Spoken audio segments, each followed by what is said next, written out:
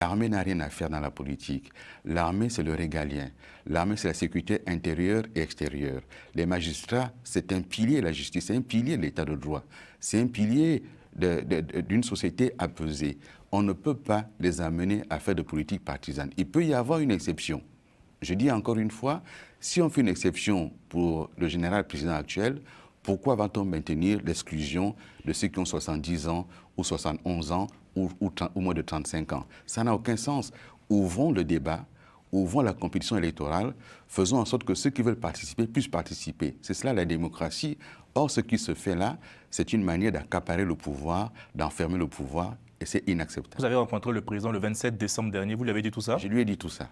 Le 27 décembre, je lui ai dit, et devant ses différents collaborateurs, il faut ouvrir, il faut que le champ politique gabonais retrouve son dynamisme, sortir de cette transition par la bonne porte. Et le général est en train de rater une opportunité. Il aurait pu être un héros de la nation en respectant sa parole, en faisant en sorte d'assurer une transition à laquelle il n'aurait pas pu être candidat. Les Gabonais l'auraient célébré comme héros.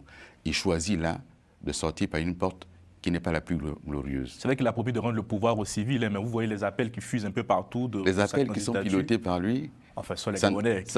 Non, mais écoutez, personne n'est dupe. On voit bien qui organise les appels. C'est son propre frère qui organise les appels, qui est à la tête. Vous voyez là au Gabon, pour la première fois dans notre histoire, vous avez quelqu'un qui assure de fait la fonction de chef d'État, mais qui se trouve à la tête de deux associations, j'allais dire claniques et villageoises. Et ce n'est pas acceptable. Le Gabon est un pays avec une vraie diversité culturelle, mais celui qui est à la tête du Gabon doit assurer l'unité nationale.